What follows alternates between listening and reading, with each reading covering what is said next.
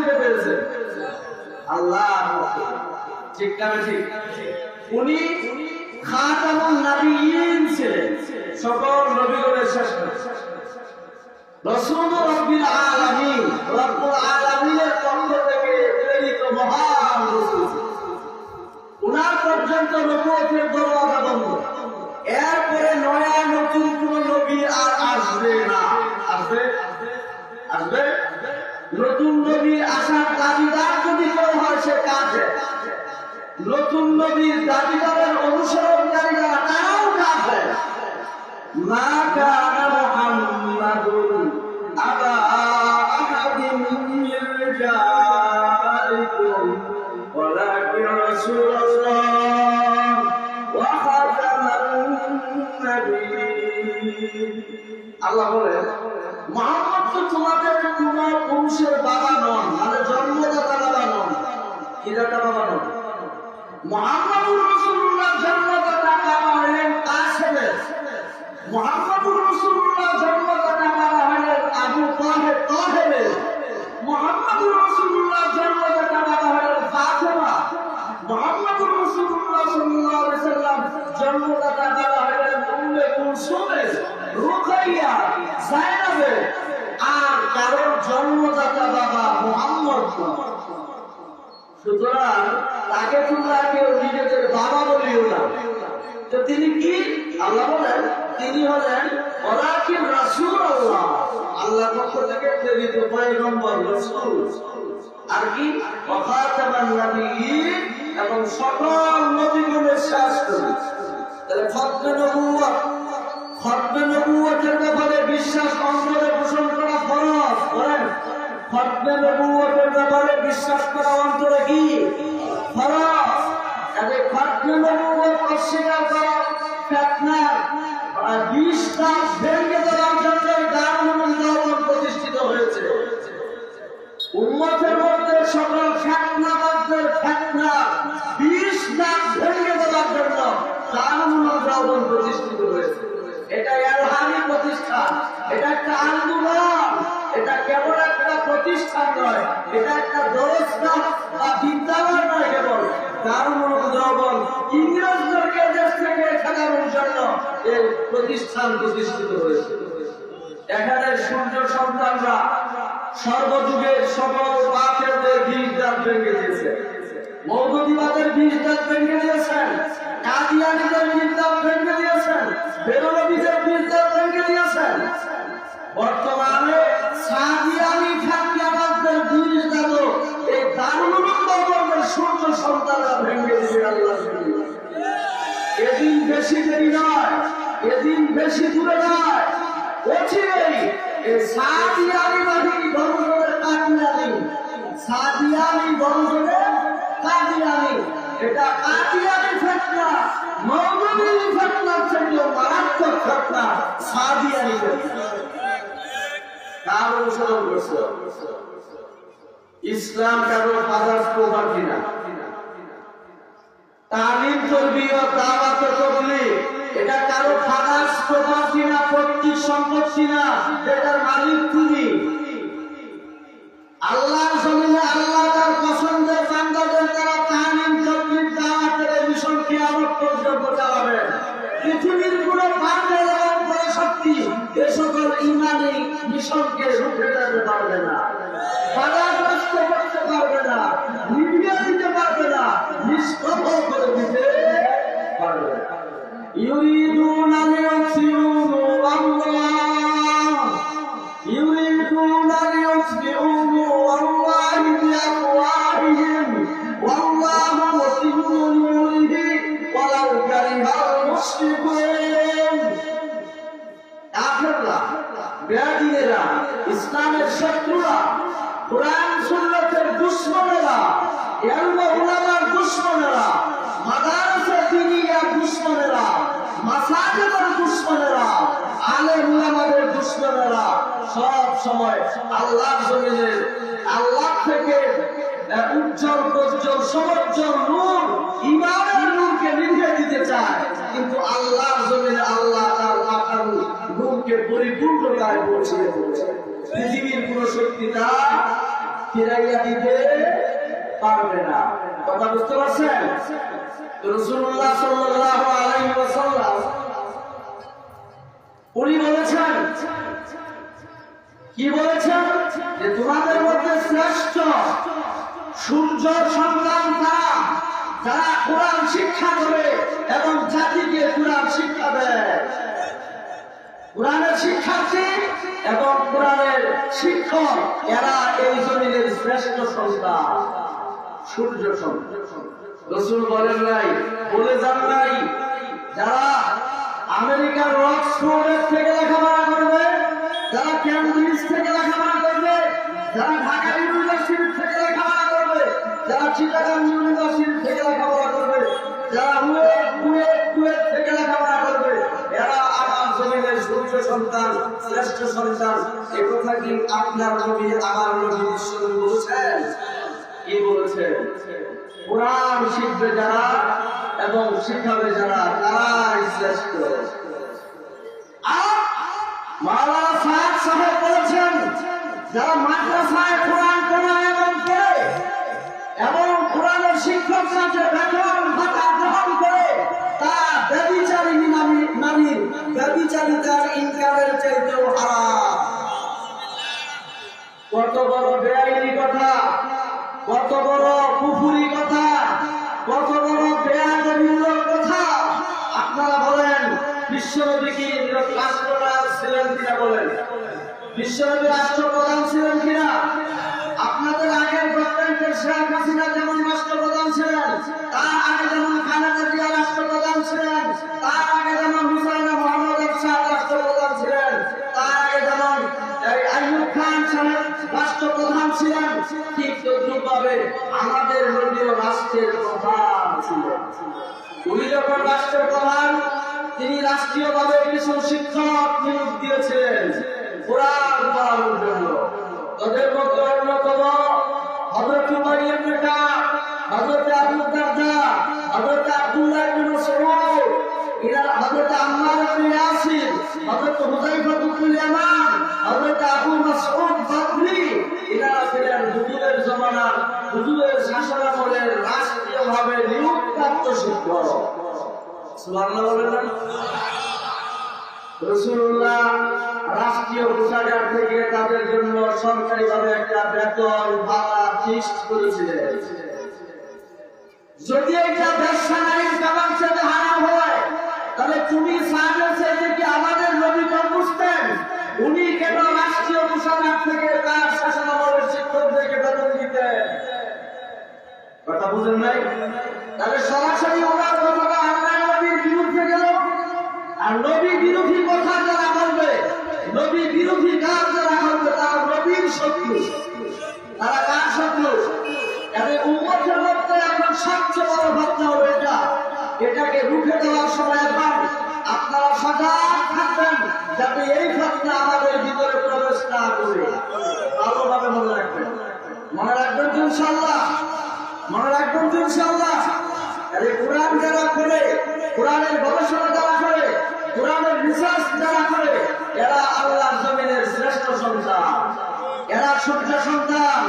অথচ আপনাদের বাংলাদেশের শিক্ষিতদের তালিকায় এদের নাম শিক্ষিত হিসাবে গণ্য নয়, ঠিক না? কিন্তু বিগত সরকার যে কোনো চাপের মুখে বাধ্য হয়ে কওমি মাদ্রাসার শিক্ষা স্বীকৃতি প্রদান করেছে। কিন্তু এটা আমি বুঝি, আমি মনে করি সেটা ছিল রাজনৈতিক স্বীকৃতি। এটা আল্লাহর ওয়াস্তে এবং আল্লাহর মহব্বতের স্বীকৃতি ছিল না। আর হযরত উলামায়ে কেরামের পক্ষ থেকে যে স্বীকৃতির আবেদন ছিল, এটাও এই অর্থ ছিল না যে আমরা তার সরকারের রাষ্ট্রীয় কোষাগার থেকে বেতন পাবো, স্যালারি পাবো, বৈশাখী ভাতা পাবো, মহরম ভাতা পাবো, আউটলাইন পাবো, মেডিসিনের পয়সা পাবো এবং আমাদের শিক্ষা কার্যক্রম সরকারের হাতে নিয়ন্ত্রিত হবে।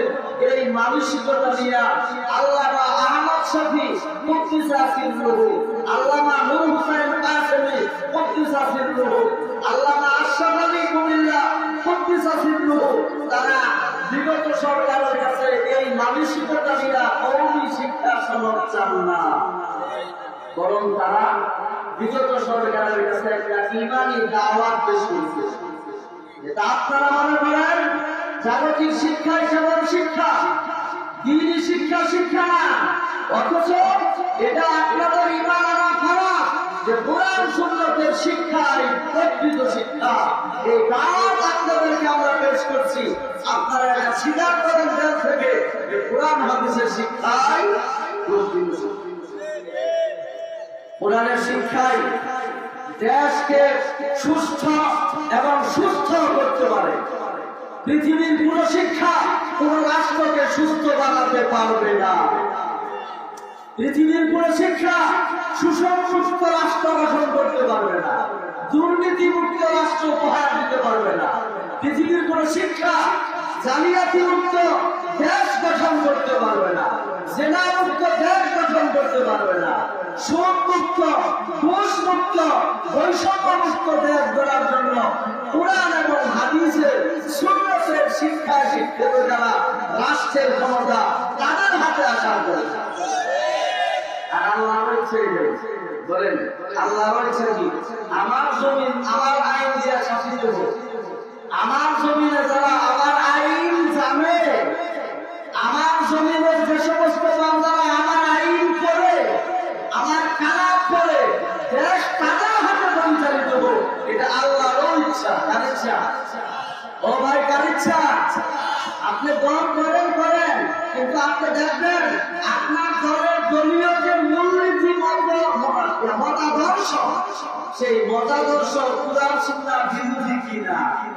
যদি আপনার দলের দলীয় কোরআনের মূলনীতি একটা মূলনীতি কোরআন সুন্নাহর বিরোধী হয়, ওই দল করা আপনি মুসলমান হিসাবে হারাম হারাম হারাম হারাম কুফর।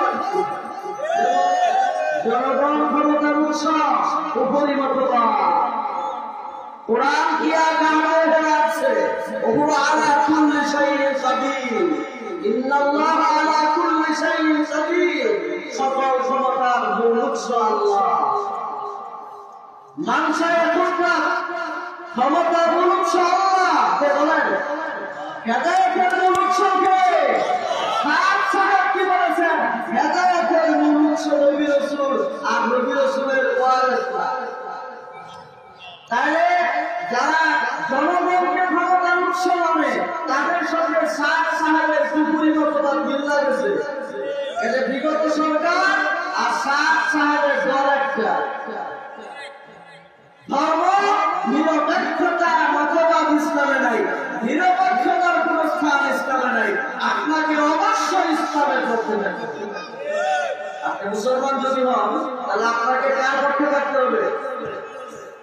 إن الدين عند الله الإسلام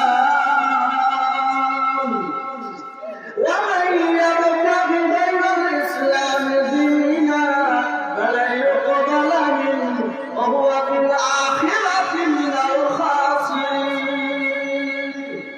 আল্লাহ কি বলে? নিশ্চয়ই আল্লাহর কাছে মনোনীত জীবন বিধান একমাত্র